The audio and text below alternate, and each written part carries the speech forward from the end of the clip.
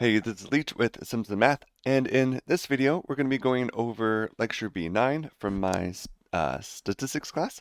So this lecture, um, it's titled A Closer Look at Testing and Intervals. So let me pop up the notes. There we go. Um, so it's a closer look at testing and intervals. We're kind of wrapping together, taking a look at how test and intervals can play together, and look at a little bit of a nitpicky thing when it comes to tests. Um, so the first thing that we need to talk about are types of errors that could happen.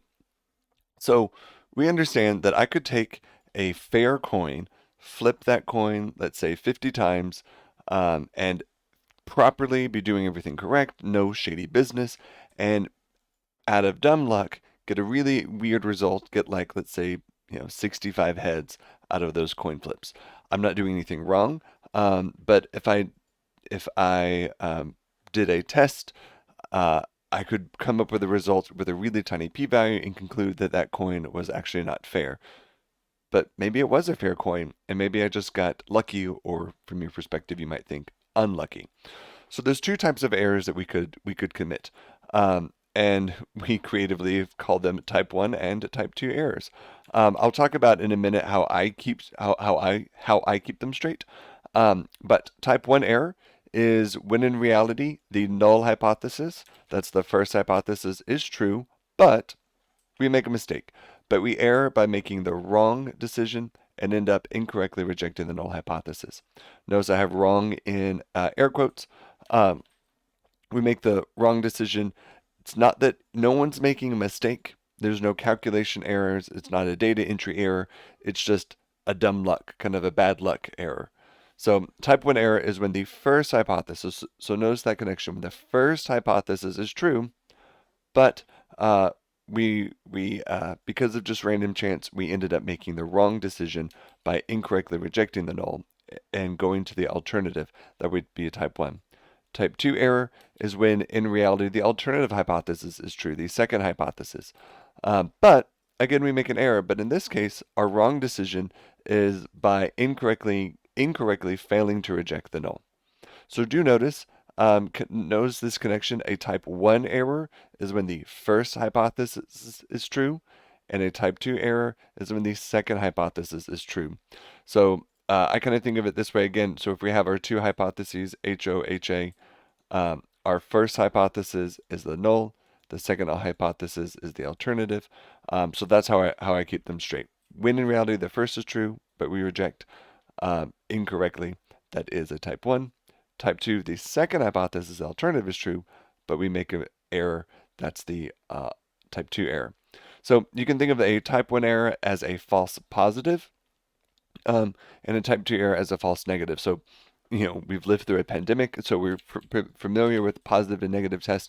So if I take a COVID test and it tests positive for COVID, but I might not actually have COVID, that would be a type 1 error.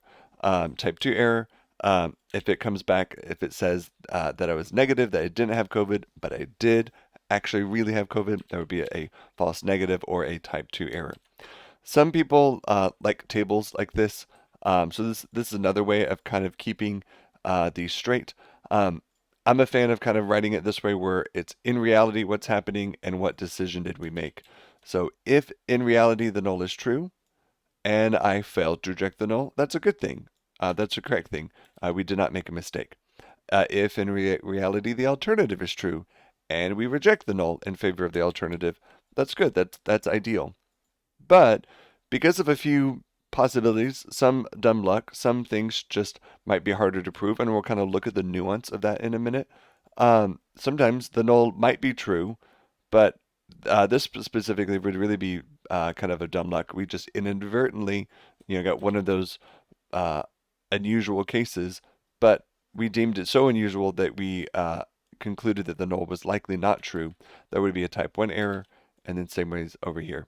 If the alternative is true, but there just wasn't enough evidence to get there, that would be a type 2. So let's make a connection of alpha to type 1 through these errors. So the alpha level is equal to the probability of making a type 1 error. That's why we want to have that alpha level to be small.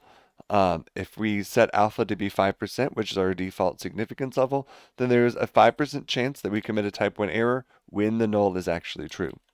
If we set alpha to be 10%, then there's a 10% chance we commit a type 1 when the null is true. If we set alpha to be 1%, then there's a really low chance of committing that type 1 error, again, when the null is true. So let's take a look at this first example. I know I already have it written here for us, so if you are wanting to kind of do it kind of with me, feel free to pause as you go along, but this is an example we would do together, so let's take a look at this. It says a consumer protection agency is testing a sample of cans of tomato soup from a company. If they find evidence that the average level of the chemical, oh, let's just read that as BPA, in tomato soup from this company is greater than 100 parts per billion, they will recall the soup and sue the company. So let's just be clear about what our hypotheses are. This is really helpful when doing your type 1, type 2 error stuff. For me, I'm tangible, and so kind of like what I have done here in type and letter B, I will like physically touch the null and alternative just to kind of check that out. So let's define this just to be clear. So this is quantitative because parts per billion. This is quantitative data, so I'm interested in the mean. And also they say if the average level of BPA. So we're talking about quantitative data, so this is the mean. So this mean is the actual mean. This mu is the actual mean amount of BPA in all cans of tomato soup from this company. Our strawman argument, the default thing is that we're just going to assume that the mu is equal to 100 parts per billion, the like limit of the safe line, or also we're just kind of hoping that it would be less than. But this consumer protection agency is wanting to see if there's evidence. If there's evidence that's greater than 100, then they're going to do something about it and they're going to sue. So the alternative is then they're looking for evidence for it to be greater than, bigger than. If their sample comes back as like 90 parts per billion, they're not going to do anything. If it comes back as 110, maybe, then that depends on variability and the p-value. So what would a type 1 error be in this situation? So I have this kind of just thing that I have jotted down to the side because I'm a tangible physical person. Sometimes I like to touch things. So if it's a type 1 error, that means the null is true. So I kind of go, okay, well, I write this down, say type 1, type 2, just beside that. So the when the null hypothesis is true, that's a type 1 error. So I kind of like will draw this. I'll physically touch it, be like, okay, so this is true, but I said, nope, I rejected it and went to the alternative. So I kind of will like physically draw that or kind of touch and tap. So I have a picture of what's happening. So in reality, this is true, but we said, oops, nope, not you, and we went to the alternative. So let's write that down. In reality, the soup is within acceptable bounds of BPA. It's 100 parts per billion or less, but we incorrectly rejected the null and found evidence that mu is greater than 100. So what will they do? They will recall safe soup. And even more specifically, and even bigger, I guess it should be added, and they'll sue. So that would be a problem. They're going to recall safe soup and sue them over that, which might be detrimental to this consumer protection agency. For the type 2 error, again, let me redraw up the HO, HA, remind myself that this is the type 2 error. So in reality, the second hypothesis, the alternative hypothesis, is true, but it's like I want to try to leave the null, but I can't, and just stay at the alternative. Remember, we're not accepting the null technically, but we're just going to kind of stick with the null. So let's write that down. Notice I like to lead off with this statement, in reality. In reality, the soup is unsafe, so the BPA is over 100 parts per billion, but we incorrectly failed to reject the null, and they will not recall unsafe soup, and they won't sue. And they won't sue them. So, which is more serious, a type 1 or type 2 error in this case? This one, if we were in class having this discussion, we could talk about a few minutes, but admittedly, you can kind of argue on either end. The type 1 error would be worse for the company because their reputation would be tarnished a little bit. They are suing, and then more evidence might come out, and they might take better samples to do something, and they might have a little bit of egg on their face and waste money from suing. But in type 2, then the consumers aren't safe. So then that would be worse for the consumers. So Depends on your perspective, but they're both obviously not ideal. So let's have a little bit of let's compare this to the law. Um, so a hypothesis test is similar to the way our legal system works. So for each underlined word or phrase below, let's give an analogy in a statistical test. So in our legal system, a person is innocent until proven guilty. That's a fact we know. So that innocent is our null hypothesis. The until proven guilty part is the guilty is the alternative hypothesis.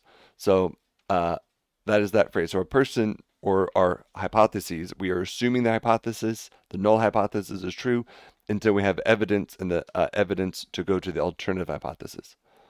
So we must have evidence to be able, so evidence must be beyond a shadow of a doubt for us to be able to convict somebody.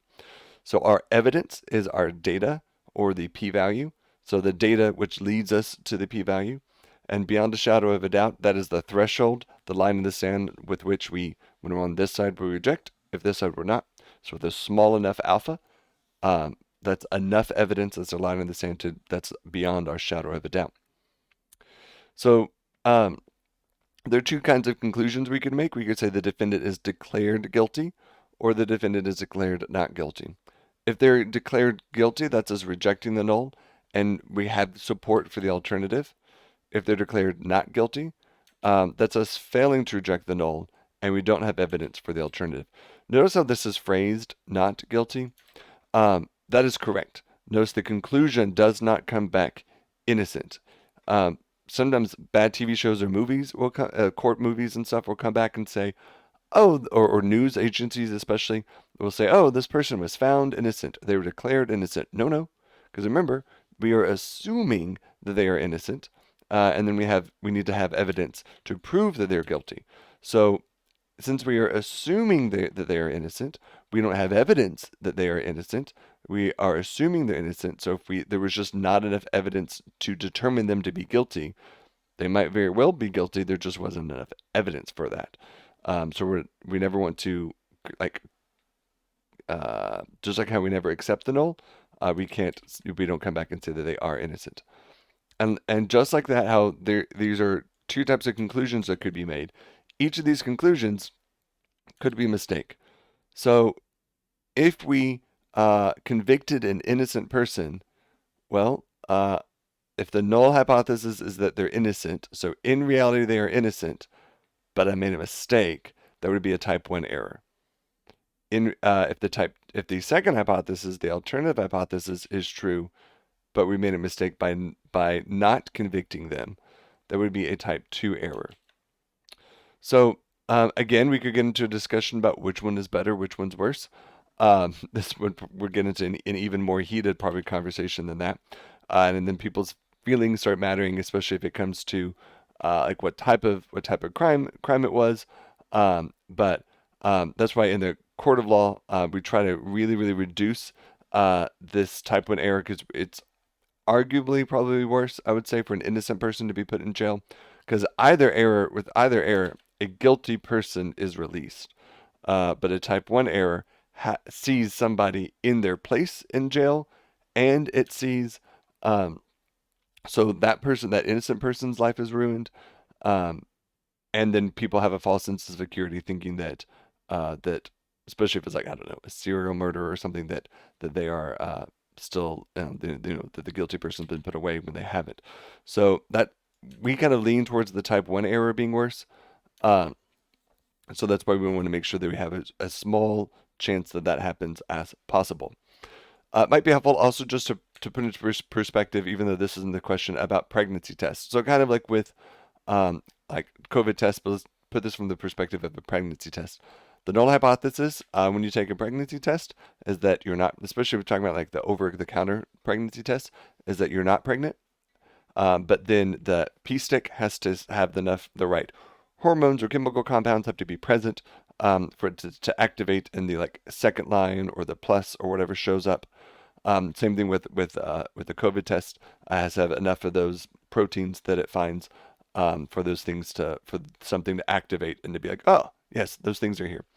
So let's talk about what type of errors this would be. If in reality you are not pregnant, but the test fails and you actually end up, the test gives the wrong result and it says that you are pregnant, there would be a type 1 error. So you're not pregnant, but the test says that you are. Type 2 error, you are pregnant, but the test makes a mistake. You want to leave, but the test just doesn't have enough evidence, not enough of that protein or whatever in the urine to show up to switch it over to be pregnant. So think about which one of those is worse. Is it worse to not be pregnant, but the tests say that you are, or to be pregnant and the test says that you're not? Admit it is worse to be pregnant and then don't think that and think that you're not pregnant, because you might might engage in bad behaviors, might get on a roller coaster, might drink alcohol, might eat lunch meat. I know all the bad things. Especially if this is a child that you're wanting to keep, this would be a problem because you think that you're not pregnant, you go do reckless behaviors that you shouldn't for a pregnant person, and that harms the fetus. Versus so you really are, you're really not pregnant, but the test says that you are. Worst case scenario here, maybe you lose out on a day of work when you have to go to the doctor's office, because that is the first. If you do think that you actually are pregnant, you maybe even took like a second brand just to verify. You go to the doctor's office; they have more sophisticated tests, blood tests, things like that, to be able to verify that you are pregnant. So worst case, you're out of a day of work, out of a copay, a doctor's visit, and that sucks. Especially if this is something that you were wanting and you're getting your hopes up. Um, so that is not ideal, but it's a lot better that no one that if you're wanting to be pregnant, that you're not unintentionally harming the fetus.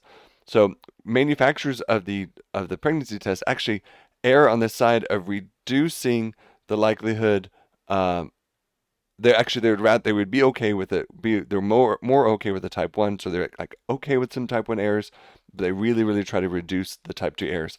And if you think about it, there has to be a little level of sensitivity.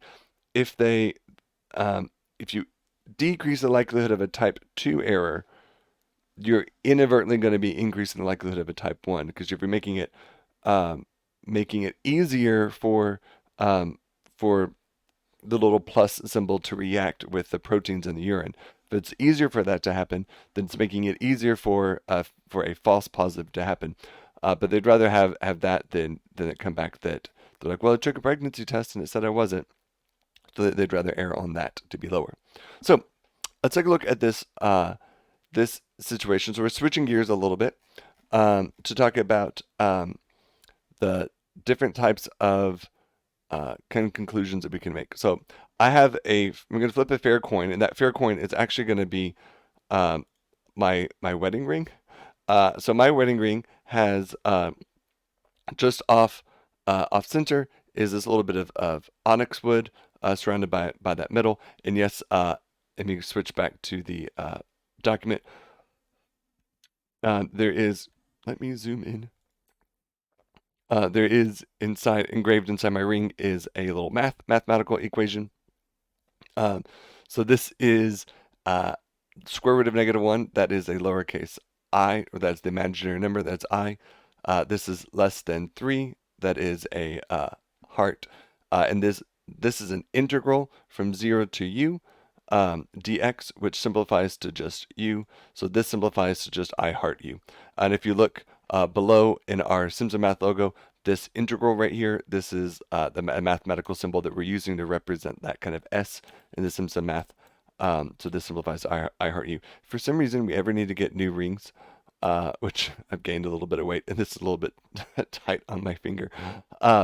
We would redo this and get the 3 to be inside, just to make it be a little bit more fun, a little bit more complicated, but whatever. Okay, so this is our ring. So if we're flipping a coin, how large of a proportion of heads do we think we need to claim evidence that the coin is biased to give more heads than tails? So if the coin is fair, the proportion of heads should be about 0.5. So our null and alternative hypotheses are that p is 0.5 versus the alternative is that p is greater than 0.5, where p is the proportion of heads. But like I said, Mr. Leach, I don't have a questionable coin on me, but I do have my wedding ring, which has this band of onyx wood off center, which makes it seem that it lands more often with a wooden band higher. So as wood is lighter than metal, so let's say that when the wood part is up, like it is in the picture, that is our heads, and that if the wooden part is down, then that would be uh, like the tails. So let's say that like this image that we're seeing right here is heads. So for each situation below, I want you to make a guess about whether you think that the sample outcome would give evidence for a biased ring, yes or no. Or another way of saying it, predict if you think the statistic describes statistically significant results for that sample. So I know I already have that done. Let me zoom in on this a little bit. So I want you to just make a quick little prediction if you don't have this page in front of you. So let's say that I flip a coin, I flip my ring, and I get 7 heads and 10 flips. Do you think that would, so make a prediction, yes or no. Uh, so yes or no. Make a prediction. Do you think that would give us significant results to say that that's statistically significant, or would our p-value would be small with that? So notice A, B, and C are all the same, but notice what I'm happening. I'm increasing my sample size. So we should have an understanding that when we increase our sample size, what happens to variability? So what happens if it's 60% at these two different sample sizes? Do you think that which of these might be favorable? Which of these might have enough evidence to be like, the ring's not fair? Well, what if I get 54%? What if I get this? What if I get 53% heads out of 100 or out of 1,000? Heck, what if I get 51% heads after I flip it 1,000 times? All right. So now that we have that done, I want you to find the p-value in each of these cases. I have them over here to the side, but I would like for you to verify. So if you don't have the page in front of you, you can pause the screen or pause it and then go to stat key and find an estimated p-value, which should be pretty close to what I get. I will model this in a second, but I want you to try to do this on your own. This is a bit of a review. So find the p-value for each of those, and we're going to be doing this at a 5% significance level to see if there's evidence that the coin is biased. We'll take a look at the p-values, and we'll see kind of what is changing here. I want you to kind of build a little bit of intuition. So take a second, pause the video, screenshot those numbers if you need to, go to stat key, see if your numbers can line up to mine. And I'm going to count to 5. Okay, so now I'm going to run this process real fast for you on stat key. So I'm going to pop open stat key. I have it hiding over here. I need to grab this and put this to my other monitor so I can see it. Okay, so we're going to go to, I'm going to do our randomization test for a single proportion. Oops, I need to switch to this thing. Yeah. There we go. Now you can see everything. Okay, so the first thing we're going to do is we're assuming the null hypothesis is true. I'm assuming that this is a fair ring. This ring is fair, is what I'm assuming. It might not be, I don't know, but I'm going to assume that this is fair. I'm going to then, so that's why I'm leaving the null hypothesis to be 0.5. Then I need to edit my data, and let's say I flip this thing 10 times and get 7 heads out of 10. So just to be clear, I'm going to do this once real fast with you, slowly, and then I'll speed them up. So I just flipped this hypothetical coin, not my ring. I flipped a theoretically perfectly fair coin that gives me heads 50% of the times. I just flipped it 10 times and I got 3. So I got 0.3, so I graphed that there. Did it again, got 0.4. Did it again, got 0.7. So notice 1 out of 3 times right now I've even gotten a result as extreme. So let's speed that up lots and lots of times. And our alternative is a greater than, so I'm going to do a right tail and compare it to 0.7. And I see that that about 17% of the time I end up with a p-value, 70% of the time I end up with a p-hat of 0.7 or more. There's even one time out of the 3,000 that I ended up getting all heads. Same thing down here. It looks like once, maybe twice, that I got all tails. So that's why on here I have I got a 0.64 when I did it last time. This time I got 0 0.7, still pretty close. So we have that. So then what's our conclusion? Well, that p-value is pretty big, so we would fail to reject. All right. Now I'm going to increase my sample size. So I'm going to edit my data. I'm actually double my sample size, but still get the same result. So 14 out of 20, that's still 0.7. Let's see how likely it is to get that to get those results. So do this a few thousand times. Let's take a look at our right tail, and I'm going to look at 0.7. It was already at 0.7, but you do want to have it redo it again so that way it does the full bar, not just the top 2.5%. So here, my p-value is 5%, just barely bigger than 5%. I'm going to do a few more thousand times just because it's really close to the line. So now I'm going to say, hey, do 0.7 again. Yeah, so after 7,000 times, I'm a little bit bigger than 5%, so it's at 5.5%. So notice that's just not quite enough for me to be able to reject the null. So I got 0.5, 0.058, 5.8%, and I would. Oh, I was like, why did I not say fail to reject? I was just abbreviating and said fail. So we're going to fail to reject, still just a little bit too big. So not enough evidence for me to reject the null. All right, so now let's again increase our sample size by 10. So this time it's still going to be 0.7, but it's 21 out of 30. Still 0.7. So let's see how often we get 0.7. So we did get 0.7 sometimes. The highest I even got after doing it 4,000 was a 25 out of 30, or about 83%. But let's see how often we actually get that 0.7. And we see that it happened so few of times that it happened less than 2% of the time. About 1.8% of the time did we get this value. So notice that in my notes, when I did it previously, I got a pretty similar number. And I would reject the null.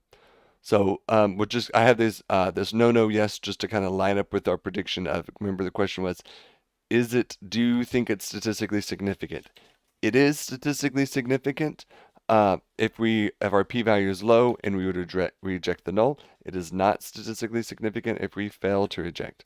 So we saw that at 0.7, with a sample size of 10 or 20, that's not significant. But when I increase my sample up to 30, so we see that as we increase our sample size, that variability decreases, and we see then how it makes it easier for me to be able to appropriately reject that null. All right, so now let's check to see. Let's do some 0.6s. So I'm going to change this to be 0.6, so it's 18 out of 30. So just like how we had that sample size 30, I'm going to do the same thing. This should be a pretty similar picture to what we just had. Kind of didn't really need to change it. I just needed to change my p-hat. My bad. So my p-hat this time is now going to be 0.6. So just to be clear, 0.7 is about what we saw a second ago, right at about 2%. So now if we do our 0.6, notice how this is back up to what we had a second ago, which is closer to about like 17, 18% or so. So this is too big. We would fail to reject the null at this level. But let's increase our sample size to 50. But keep it at 60%, so 30 out of 50. So instead of flipping this ring hypothetically 30 times, I'm going to flip it 50 times. So again, as we know, as we increase our sample size, it decreases the variability. So notice how our standard error is getting smaller. I don't remember what it was. I should have looked. It was 18 out of 30. So our standard error here is about 0.09%. But when I put it to 50, our standard error was then about 7% or so. So notice how that standard error has gone down. So again, right tail at 0.6. And you see how it's gotten even smaller. Not small enough that we're going to be able to reject the null, but that p-value has about gotten cut in half. So it's still not small enough. What about if I went to 54 heads? So if not 54 heads, 54% out of 50 flips. So if I change this to 0.54, notice how this is definitely again not not significant. It's really, really big. It's about a 30%, so this is not significant. We would not reject the null. But if I double my sample size and went up to 53 out of 100,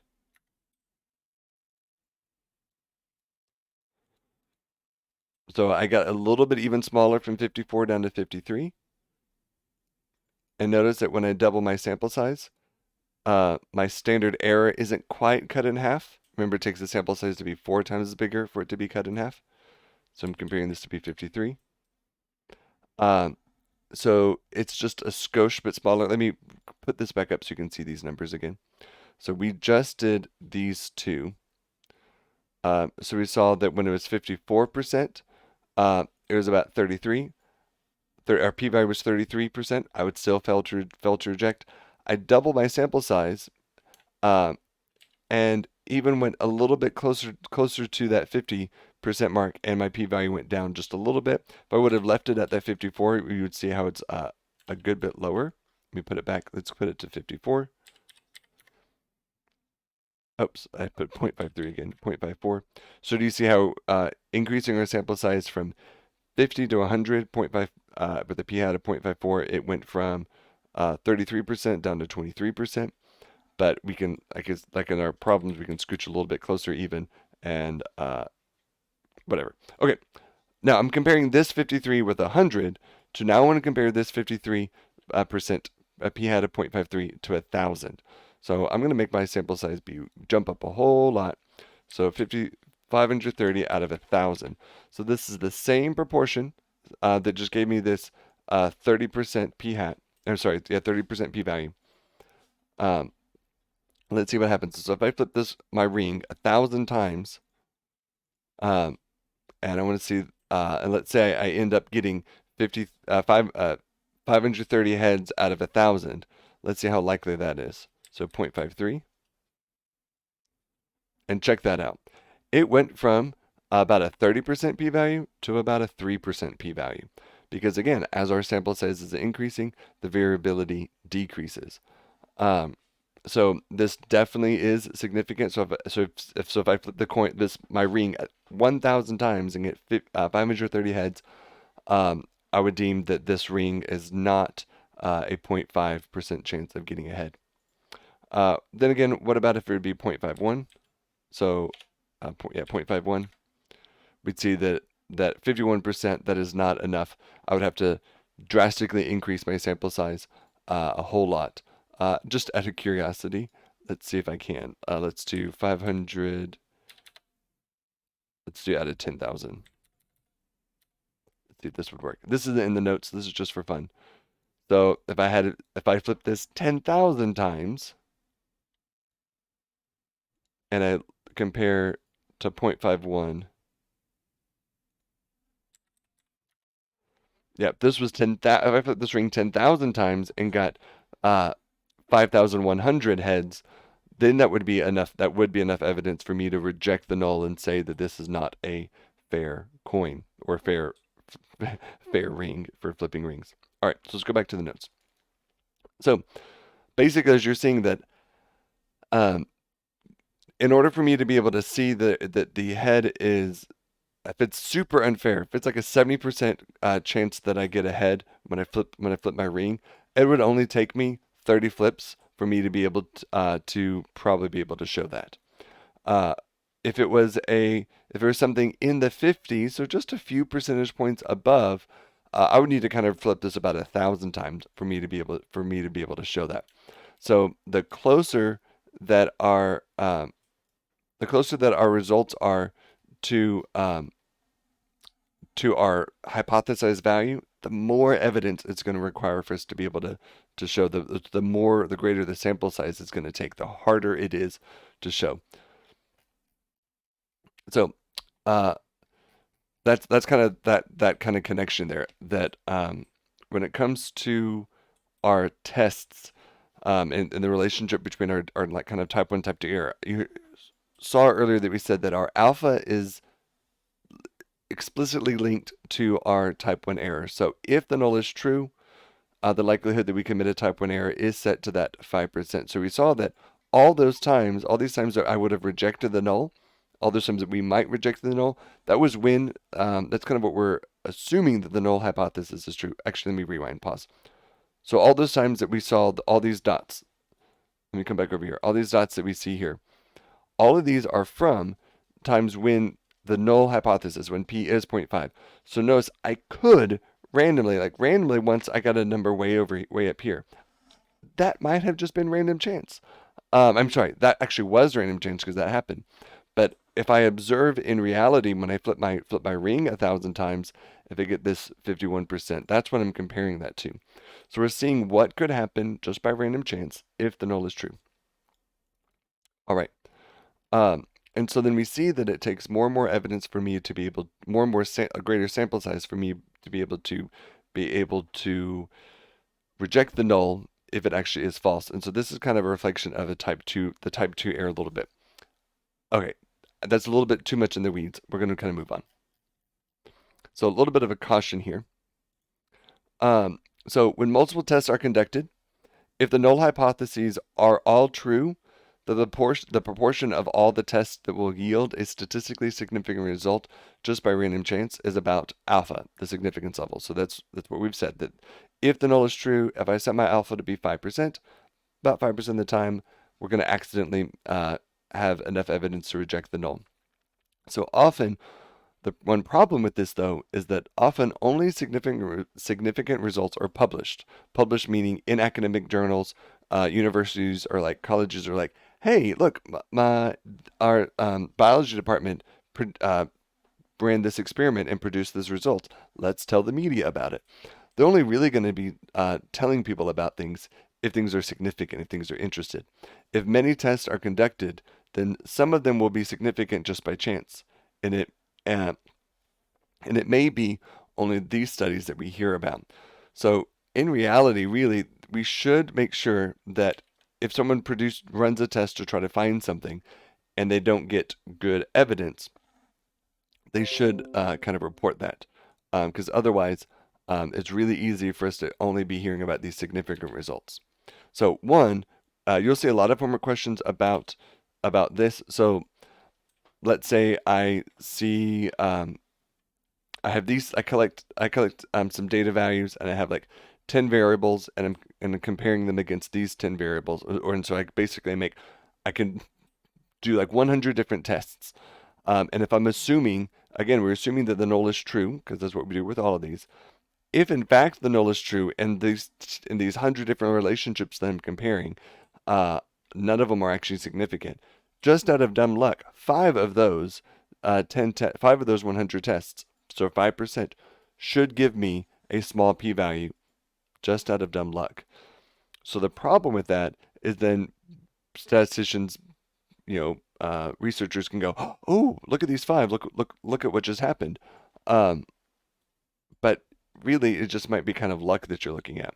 So this type of replication, this type of where people are just doing tests over and over again, or suppose maybe I'm a researcher and I'm really wanting to prove this point that A leads to B. So I take a sample of people, put them through my experiment. A leads to B. I don't see any results. I do it again. I do it again. I do it again. And I just keep doing it over and over and over again until I finally get results, and then I publish it and celebrate. Well, that would be a problem. Because like I said, about 5%, 1 out of 20 times, you would just out of dumb luck get results. So that's bad. Compare this to replication with another study. So by attempting to replicate significant results with another study, the second study can either reject the null, further confirming that the alternative hypothesis is likely true, or fail to reject the null, suggesting that the first study may have yielded a type 1 error. So we saw this play out live in the midst of the pandemic. So researchers, pharmacists, chemists in in the United States working for Pfizer might have developed a vaccine. They think they've developed a vaccine. They think it works. They've tested it on people, on things, whatever. They're doing some sort of clinical tests, and they say, "Oh my gosh, I think we got something." Well, researchers in the UK and then in Germany and then in Japan will also take. They'll go, "Oh, well, let's try it. Let us try that." And if they also get similar results, where they also reject the null and reject the null that the vaccine doesn't work, and we have evidence that the vaccine does work, further confirming further confirming that the alternative hypothesis is true. That's then bolstering and strengthening that original claim. This happens a lot in research, where someone says, "Hey, I did this," and someone else goes, "Huh, that's interesting. I wonder if I did it, would I also get the similar results?" Because if someone else tries it and no one else can replicate it, then that's a problem. There's a thing, like someone made a claim at one point that cell phones cause brain cancer. There was like someone had some brain tumor that looked suspiciously like the old Nokia brick phones in their brain, and they're like, "Oh my gosh, I think this causes cancer." Well, study after study after study, so many thousands, probably even millions of dollars at this point have been spent trying to research that one fact, that one thing, um, and none of them have ever come up conclusive that cell phones up against your head causes brain tumors like that. So they time and time again they keep replicating it and failing to confirm, failing to have similar results. So then that often leads to uh, that would be how we can kind of confirm one person's studies, and it makes us feel better about the about research that's happening. So we also saw that as in the above example, sample size and significance. So a larger sample size makes it easier to find significant results if the alternative is true. So as we increase our sample size, it decreases the variability, so it makes it easier for us to be able to do that. So pair that with this effects of the sample size. So the small sample size, it may be hard to find significant results, even when the alternative hypothesis is true. So let's go back to this ring, for example. So with my ring, suppose that this isn't a fair ring if I flip this, but it's at 51% or 50.5%. So it's just slightly off. Notice how I had to get to a sample size of like 10,000 for me to be able to have a significant results if this was like a 51% head. Well, notice that was really easy if it was a zero point 0.7, a 70% times 70% of the time you get ahead. So with a small sample size, it may be hard to find significant results, even when the alternative is true, because it might be kind of close. With a large sample size, it is easier to find. Oops, scooched up. There you go. With a large sample size, it's easier to find significant results when the alternative hypothesis is true, but we should especially be careful to distinguish between statistical significance and practical significance.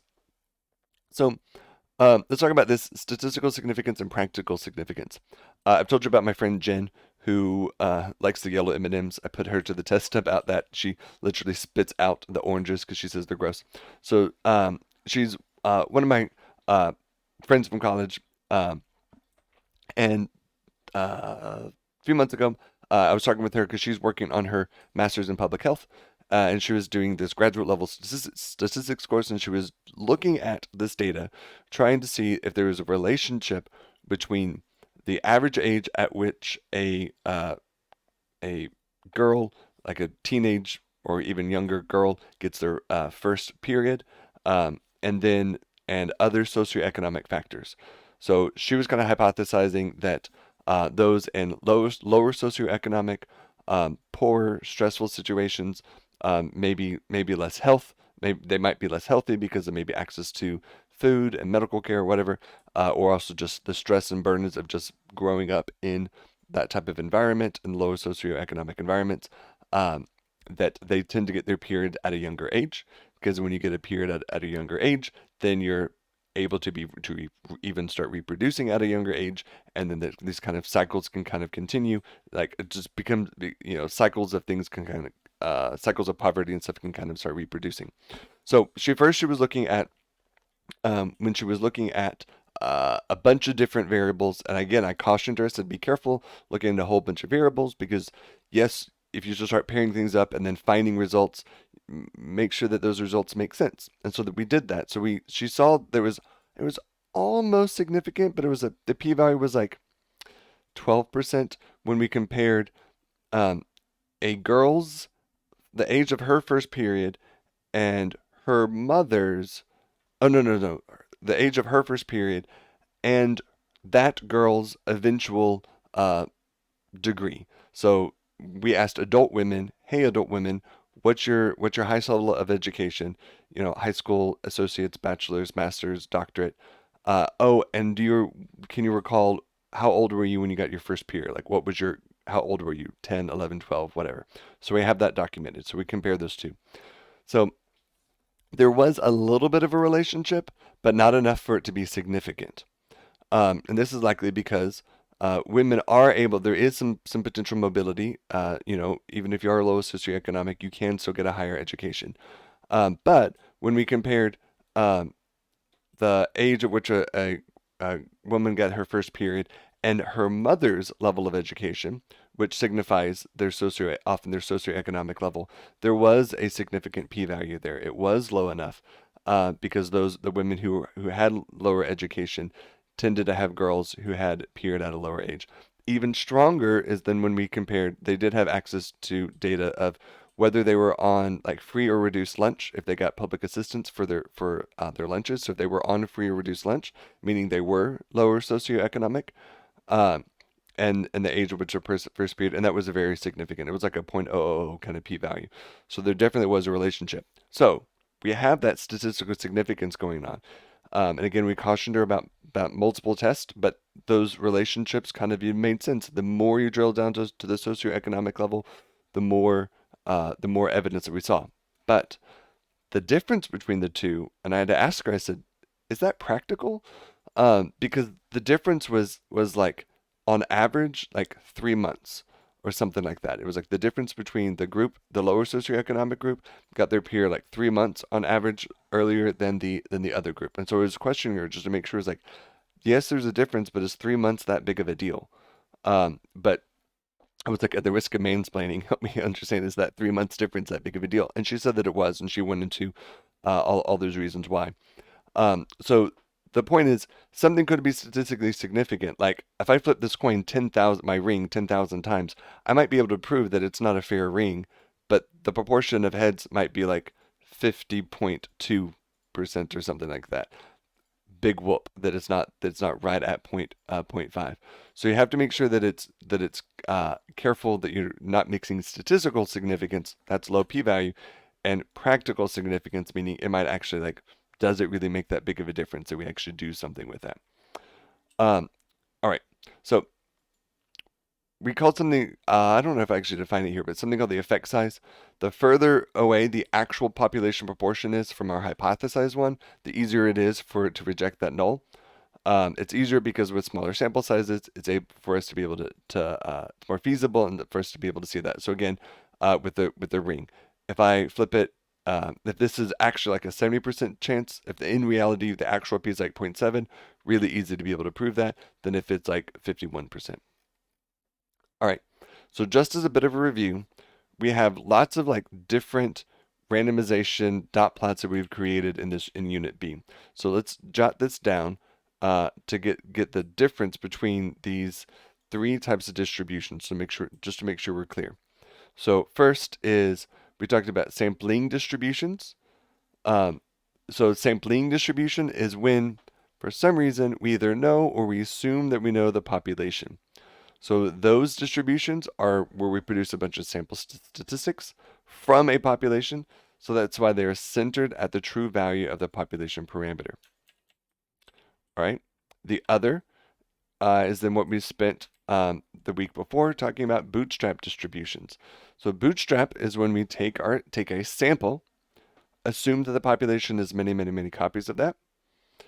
Take samples, basically we take samples with replacement. Um, and produce a distribution of what type of samples might we get if the sample looks like the population as a whole. Centered in that distribution it's centered around the original sample statistic, and is what we use to make our estimates for the confidence interval. So again, the bootstrap distributions are centered around like your p-hats, your x-bars, or the differences in the p-hats and the x-bars. Because they are where we are assuming that our population looks like our sample, and then we see how often that sample could vary, and that's what we use to estimate our confidence intervals. Then what we've just been doing are called the randomization distributions, where we are assuming the null is true. So that's why they are centered at the null parameter. If it's a difference in p's or mu's, that's 0. Or if it's our p or mu, then it's like what p is 0.5 or mu is 12 or whatever. It's centered at those. So this was B1, this was B2 through B4, and this was B5 through well, I guess kind of B9, what we're doing today. But B9 is a bit of a mixture. So let's go back to make sure that we're clear about this bootstrap distribution. I want us to make some connections between confidence intervals and hypothesis tests. So first up, the formal decision to have a two-tailed hypothesis test is related to whether or not the null parameter falls within a confidence interval. So the formal decision, that's our conclusion. So we're talking about hypothesis tests, and specifically a hypothesis test with an HA that is a not equal to. There is a way to relate it to a one-tailed test, but it gets into the weeds a little bit. I don't mess with it. So we're just talking about a two-tailed hypothesis. So when the parameter of the given value in null falls outside of our confidence interval, so this C% right here, so if like C is our confidence level and that's a 95, then that would be a 95% confidence level. So if it falls outside of our confidence interval, then it's not a plausible value for our population parameter, and we should reject the null. And our alpha level here would be 1 minus that 95%.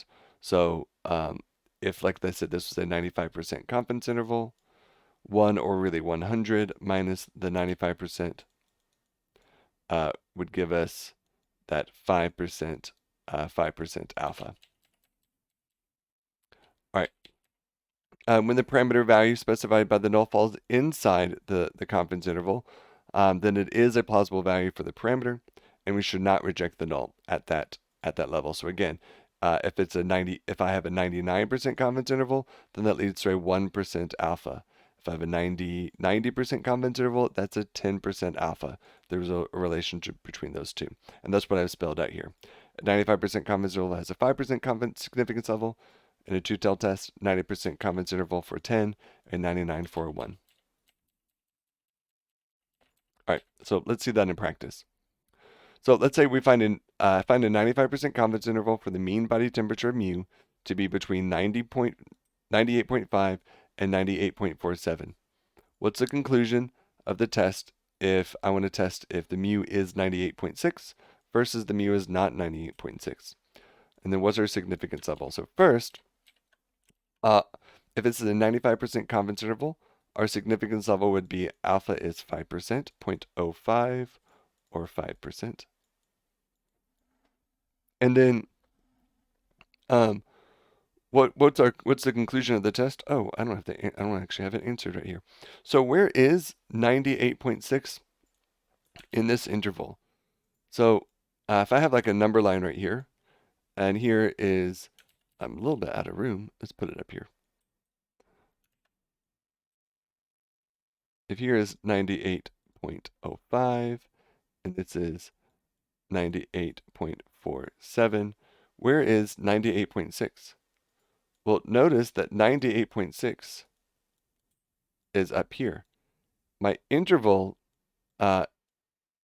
is right here. This 98.6 is not within that interval. Basically, just imagine where's the bounds, put this on a number line. 98.6 is outside, so it falls outside of our confidence interval. Then this is not a plausible value for the parameter, and we should reject the null. So based on this, I would reject the null and have evidence that the null have evidence that the mu is not equal to 98.6, because in fact it should be somewhere between 98.05 and 98.47. So let's look at this one. The Pew Research Center asked a random sample of U.S. adults aged 18 to 29, does a child need both a father and a mother to grow up happily? A 95% confidence interval is given below for P, the proportion of all U.S. adults ages 18 to 29 who say yes. And we're going to use the interval to state the conclusion to a hypothesis test that P equals 0.5 versus P is not equal to 0.5. Well, first up, if it's a 95% confidence interval, that means we have a 5% alpha, 5% significance. So in 2010, when Pew Research asked this question in 2010, they had a 95% confidence interval from 48.7% to 57.3%. So do we have evidence that the proportion of all U.S. adults who say yes to this is half? Well, yeah. If I have my interval here, I have 48.7%, or let me do 0.487 to 0.573, and right about here is where point 0.5 is. So yeah, I have evidence that point 0.5, the null hypothesized value, is somewhere within this confidence interval. So I would fail to reject the null. I don't have evidence. I don't have evidence that it's outside of that. It's a plausible. It is literally a plausible value for that. Versus, if we go back to 1997, there were a lot more people who said yes to this question, who thought that the Plutonic family was essential. So if you look at this, here I have a 0.533, and here's a 0.6. And if you notice, way over here is where 0.5 is, and that's outside of this interval. So I have evidence that in 1997, it was not that half the population thought that that for kids to grow up happily, they need a mother and a father. That it was not just 0.5. There was something else. In fact, if I look at my confidence interval, it was over half. More than half of the population thought that. So one last little, just quick thing to try. Don't try to look at the answers if you can. You can try this with me.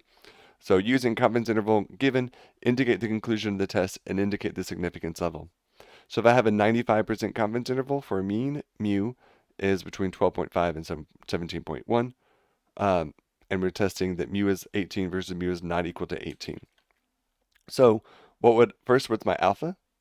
Well, my alpha is 5.05 or 5%. And what would I do? Would I reject or fail to reject? Well, I would reject because 18 is not within this interval. It's like above it.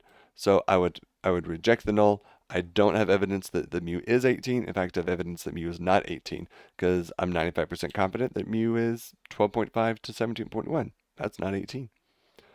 All right, for letter B, if I have a 90% confidence interval, that's going to be an alpha of 0.1. And if I'm looking for a proportion of P is between 0.62 and 0.8, and I'm wanting to test, might P be 0.65 or not? Well, 0.65 does fall between 0.62 and 0.8, so I have evidence. No, it is plausible that P could be 0.65. It could be 0.62, somewhere to 0.8, but it is plausible that it is 0.65.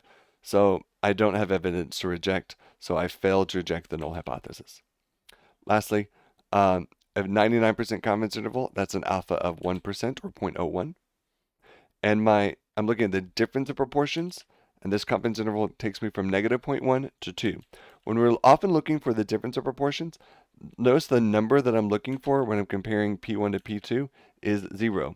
That's why the center of the hypothesis, the center of the center of the randomization distribution is centered at 0, this difference here. So notice if I look at this, I don't have evidence. I misspoke. No, I was right. I don't have evidence that P could not be 0 because in fact P could be 0. P is one of my plausible values. P is the difference in the difference in the P's could be 0. It could be somewhere between a negative 0.1 to a positive 0.2. So I would fail to reject the null. All right. So, just under an hour. Hope this kind of helped help understand lecture B9 just a little bit better. All right. I'm going to stop talking now. Hopefully this helped. I will see y'all later or see you in the next video. Bye.